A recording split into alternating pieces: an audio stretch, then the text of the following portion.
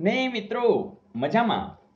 મિત્રો આપણે મેથ્સની અંદર ખાસ કરીને જીએસસીએસસીએલ ની અંદર ડેપો મેનેજરની જે પરીક્ષા હતી 2016 ની અંદર એમાં પૂછાયેલા પ્રશ્નો જોઈએ છે એટલા માટે કે દરેક પ્રશ્નોની અંદર કંઈક વૈવિધ્ય હોય છે અને એ વૈવિધ્ય આપણને આવડવું જોઈએ અને આ જે પ્રેક્ટિસ છે એ સતત તમને કામ આવતી હોય છે એટલે દરેક દાખલાને એન્જોય કરો, બસ એવો એક પ્રયાસ. અને તમામ સમ એટલીસ્ટ તલાટી અને બિન સચિવાલય જેવી પરીક્ષા જ્યારે નજીક આવી રહી છે ત્યારે જો તમે બધા વિડીયોઝ જોઈને બેસી જશો તો મને નથી લાગતું કે તમારા એક પણ માર્ક જાય.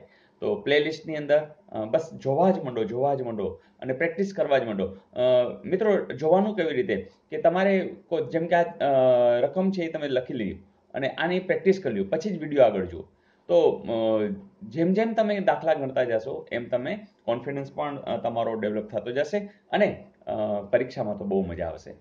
જેમ કે આવું કંઈક પૂછેલું કે 903 ભાગ્યા 21 ભાગ્યા 5. ચલો હવે આમાં શું કરું? નથી કાઉન્સ નથી કાંઈ. તો મિત્રો યાદ રાખજો કે હંમેશા આવી રીતના બે વાર આપણે ખબર છે ભાગુ સવા છે, પણ આવી રીતના હોય તો શું કરું? તો એક તો આપણે નિયમ જાણી જ છે ને મિત્રો કે જ્યારે ભાગાકાર હોય એના તમે ગુણાકાર કરી શકો, પણ આનો વ્યસ્ત લઈ લેવાનો. 21/1 એટલે કે એનો વ્યસ્ત થાય 1/21. એ જ રીતે આપણે ફરીથી ભાગાકાર કરી નાખો ગુણાકાર તો શું થશે? 1/5. બીજો આ રીતે આપણે ક્રમ કરી. હવે તો કોઈ ટેન્શન જ નથી. તમે જુઓ 2 ને 1 3, અહીંયા 9 ને 3 12, એટલે 12 છે એ 3 વડે ભાગી શકાય, 3 પણ 3 વડે, એટલે કે 3 વડે તો નિશેષ બંને આપણે છેદ ચાલશે. 7 તેરી 21, 3 તેરી 9, 0, 3 1 3. હવે જોજો 7 ચોક 28, અહીં બગડો વધશે 21, 7 તેરી, બરાબર. તો આ થઈ ગયું.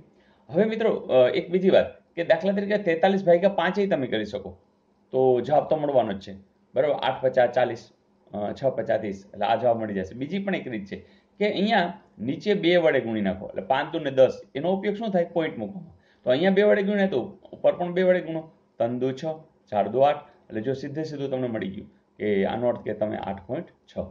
તો એક તમે ભાગાકાર કરીને, બીજી રીત આ કે તમને પાછળ દેખાય છે તો ચલો ને 10 લઈ લે, તો તમે 2 વડે અહીંયા ગુણો છો એ જ રીતે ઉપર પણ ગુણી નાખવાના, તો તમે ઝડપથી 8.6 મળી જશે. Is it okay? ચલો જોઈએ નેક્સ્ટ. મિત્રો આ સમ પણ આવા પ્રકારના વારંવાર પૂછાતા હોય છે અને આ પ્રશ્નની અંદર કંઈ ખાસ હોતું નથી. જેમ કે ઘણા લોકો આ સમ છોડી દે છે. મિત્રો જોઈ લઈએ, મેં લગભગ મિનિમમ 20 થી 22 આવા સમ મૂકેલા જ છે, વધારે કદાચ હશે, પણ તમે બધા વિડીયો જોશો તો પછી હવે આવા સમ તમારા માટે ઇઝી થઈ જશે. 30 વ્યક્તિઓ એક કાર્ય 18 દિવસમાં પૂર્ણ કરી શકે છે. 6 દિવસ પછી બીજી 15 વ્યક્તિઓ તે કાર્ય માટે ઉમેરાય તો હવે બાકીનું કાર્ય કેટલા દિવસમાં થાય? મિત્રો આવું કામ ને એવું બધું હોય ને, એટલે મેં એવું વાત કરી હતી કે જે એમના સેટ છે ને એને પોતે ભલે BMW પણ બધા કારીગરોને બધી વ્યક્તિઓને DMW આપે. તો મિત્રો આપણે યાદ રાખવાનું છે DMW, અને એનો વ્હીલ નીચે હોય એટલે આ વ્હીલ એટલે W આપણે આમ લેશું, બરાબર. તો અહીંયા બધું સેમ હોય DMW, હે ને. તો સવારની પાળીવાળા, સાંજની પાળીવાળા, તો DMW-માં બધા આવે ને જાય. તો અહીંયા દાખલા તરીકે જુદું પાડવા માટે તમે D1 M1 W1 એવું કરી શકો. તો જો 30 વ્યક્તિઓ, તમે કહેશો કે આમાં કેવી રીતના? તો વ્યક્તિઓ એટલે મેન, બરાબર, માણસ, તો એ તમને આપ્યા છે કેટલા? 30. પછી કાર્ય, એક કાર્ય, તો આ W, તો કાર્ય તો એક. અને 18 દિવસ, તો ડેઝ, ડેઝ કેટલા છે? 18. એટલે મિત્રો આ બાજુ તમને આપી દીધું, બરાબર. હવે અહીંયા આવી જાય તો અહીંયા કંઈક એવું થાય છે કે 2 વખત થાય છે કે 6 દિવસ પછી બીજી 15 વ્યક્તિ. તો આપણે એવું વિચારી શકીએ કે D1 M1 છેદમાં W1 વત્તા D2 M2 છેદમાં W1, બરાબર. એટલે કે અહીંયા બે કંઈક જુદા જુદા પહેલા થાય છે, કંઈ વાંધો નહીં. તો જો 6 દિવસ સુધી તો કેટલા હતા? તો ડેઝ 6 અને વ્યક્તિઓ કેટલા હતા? 30. પછી શું થયું કે પછી ખબર નથી કેટલા દિવસ, કારણ કે એ આપણે x કહી દેશું, તો પછી x આપણે જોઈ લેશું કેટલા દિવસ. પણ બાકીના 15 વ્યક્તિ ઉમેરાઈ ગયેલા, 30 ની બદલે અહીંયા 30 હતા, એ બધા કેટલા થઈ ગયા? 45 થઈ ગયા. અને કાર્ય તો એક જ છે, બરાબર, એક જ કાર્ય કરવાની વાત છે. ઘણું કીધું કે 5 કાર્ય કરવા માટે આવા 5, તો અહીંયા 5 લઈ લેવાનું. તો મિત્રો આવું કંઈક, તો બસ કામ પતી ગયું છે. તો હવે તમે જુઓ છે કે પેલા 30 વ્યક્તિ હતા અને 6 દિવસ સુધી એવું કામ કર્યું છે. હવે 45 વ્યક્તિ છે અને કેટલા દિવસ કામ કર્યું શોધવાનું છે. અને અહીંયા તો સામે છે જ, જોજો એકડો એકડો છે, કંઈ ટેન્શન નથી. હવે તમને ખબર છે 18 તેરી તો 54, 6 તેરી 180 વત્તા 45x. હવે જે x છે એ જે આપણો જવાબ છે, તો 180 આ બાજુ ઓછા થઈ જશે, 540 માંથી 180 જશે, 8 ને 6 14, 2 3 360, 360 બરાબર 45x. તો 45 છે ગુણાકારમાં છે, અહીંયા છેદમાં આવી જશે. જો જે છેદ ઉડે છે, 9 50, 9 ચોક 40 ના છેદમાં 5, તો 8 50 40. જવાબ શું આવશે? 8. એવું કંઈ છે? તમે કહેશો હા સર. તો મિત્રો આવું કંઈ કે ભલે ને 6 દિવસ પછી ને 8 દિવસ પછી વધારે જે કાંઈ આપ્યું હોય ને મિત્રો એ મૂકી દો. અને જ્યારે આવી કંઈ વાત હોય ને તો બધાના હાથમાં DMW છે, હોને. તો મિત્રો બસ આવું કંઈક એમાં કલાક ધારો કે આપી હોય તો મેં સમ આપ્યો છે એમાં હાઈફાઈ DMW, હે ને, તો એ જ ઉમેરી દેવાનો.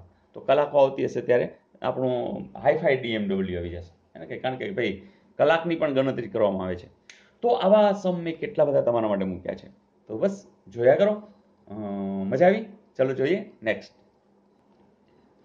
મિત્રો આ સમ એવો છે કે વારંવાર આવું પૂછાય છે કે 280 મીટર લંબાઈના એક રેલવે બ્રિજને એક ટ્રેન 12 સેકન્ડમાં અને 40 મીટર પ્રતિ સેકન્ડની ઝડપથી પસાર કરે છે, તો ટ્રેનની લંબાઈ કેટલી? મિત્રો તમને ખબર છે કે જ્યારે લંબાઈ, પછી અંતર, પછી તમને એ પણ ખબર છે કે જ્યારે ઝડપ આવું બધું આપ્યું હોય ને ત્યારે આપણે ભલે ટ્રેન હોય આપણે તો શું કરવાનું છે? એસટીમાં બેસીને દ્વારકા જવાનું છે, હે ને, અને વચ્ચે પુલ આવે. બસ આ સૂત્ર એક જ યાદ રાખવાનું કે એસટીમાં બેસીને દ્વારકા જવું, વચ્ચે પુલ આવે, મતલબ એસટી બરાબર ડી. એમાં તમને ખબર છે એસ એટલે સ્પીડ, ટી એટલે ટાઈમ, ડી એટલે ડિસ્ટન્સ. બસ પતી ગયું.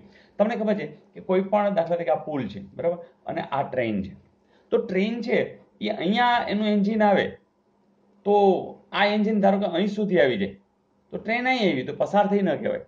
તો એકચ્યુઅલી જે ડિસ્ટન્સ છે ને એને આખાઈને ગણવું, એટલે કે આ ટ્રેનની લંબાઈ અને પુલની લંબાઈ એ ડિસ્ટન્સ ગણાય. તો 280 મીટર લંબાઈના એક રેલવે બ્રિજને, એટલે આ તમને આપ્યા છે 280, તો અને ટ્રેન છે ધારો કે x, તો ટોટલ ડિસ્ટન્સ કેટલું થયું? તો આપણને ડી મળી ગયું કે x વત્તા 280, બરાબર છે. બીજું એક કંઈક આપ્યું છે 12 સેકન્ડ, તો ટી ટાઈમે આપ્યો છે 12 સેકન્ડ. ત્રીજું 40 મીટર પ્રતિ સેકન્ડ સ્પીડ, તો આ પણ આપી દીધું છે. બસ તો મિત્રો કામ તો થઈ ગયું. ચાલો એ સાથે કેટલા લખશું? 40. ટી એટલે કેટલા છે? તો ટી એટલે 12, અને આ કેટલા છે? તો કે x વત્તા 280. જો કામ પતી ગયું.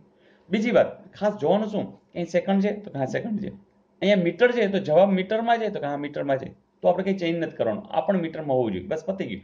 તો હવે કંઈ કરવાનું જ નથી, આ પૂરું થઈ ગયું. તમને x નો જવાબ જોઈએ 12 ચોક 480 બરાબર x, અને 280 આ બાજુ લઈ જશો ને તો લઈ જ જાય. ચલો માઇનસ 280, જોજો 480 માંથી 280 જાય, તમે કહેશો 200, તો 200 છે જવાબ છે, તો આપ્યું જ હશે. તો મજા આવી મિત્રો. તો આવું કંઈ કે જેની અંદર કંઈ વિશેષ કંઈ હશે નહીં, વારંવાર એક ને એક સમજી. અને આ એટલે આપણે જોઈ રહ્યા છીએ કે અગાઉ આવા જ પૂછાયેલા, હજુ આવા જ પૂછાય છે. તો પેપર વધુ ને વધુ ગણજો અને તમને આવડતું જશે. ચાલો તો હોમવર્ક આપી દઉં. ચાલો આપી દઉં મિત્રો. હોમવર્ક આવું છે કે એ છે એ 1 ડઝન સંતરા ₹80 પર 10% ડિસ્કાઉન્ટ મેળવ્યા બાદ ખરીદે છે. જો તે ફક્ત ₹30ના સંતરા ખરીદે તો તેને કેટલા સંતરા મળે?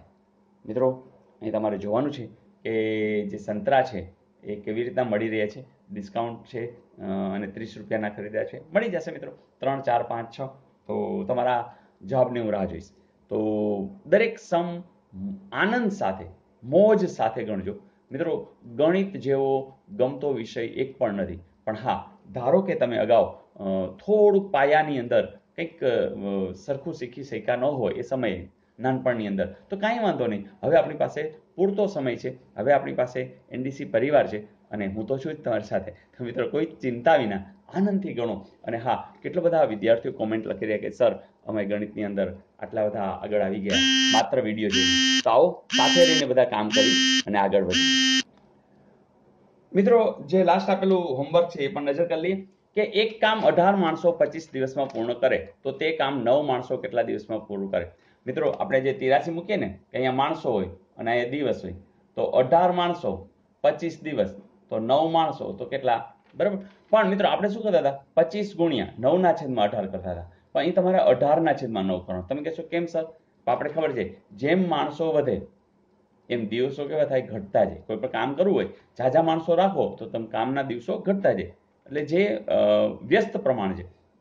તો આવા સમયે તમારે ખાલી આટલું ચેન્જ કરવાનું છે. માણસો જેમ ઓછા થાય એમ કામના દિવસો વધતા જાય. તો આવી એક વાત છે. એટલે બસ આ જવાબ છે. 9 × 1 = 9, 2 = 18, 25 × 2 = 50. તો 50 છે એ જવાબ છે. અને મોસ્ટ ઓફ વિદ્યાર્થીઓએ 50 જવાબ મોકલી દીધો છે. તો મિત્રો મજા આવી, મને તો બહુ મજા આવી. બસ તમારી મજાની વાતો કોમેન્ટ્સમાં હું રાહ જોતો હોઉં છું. મિત્રો દરેકની કોમેન્ટ્સ હું વાંચું છું અને બધા કેવા એન્જોય કરે છે એ પણ હું જોઉં છું. તો મિત્રો ઘણું બધું કરવાનું છે, તમારા માટે ઘણું બધું વિચારી રાખ્યું છે. તો સતત કામ કરતા રહેશું, આગળ વધતા રહેશું. અને નેક્સ્ટ એક્ઝામ તો આપણી જ છે. રેલવેમાં બધા ફોર્મ ભરી જ દેજો. તો કેટલું બધું કામ કરવાનું છે. તો બસ કરતા જ રહીએ, કરતા જ રહીએ. એક્સપર્ટ આપણે બનતા જ રહીએ, બનતા જ રહીએ. Wish you all the best.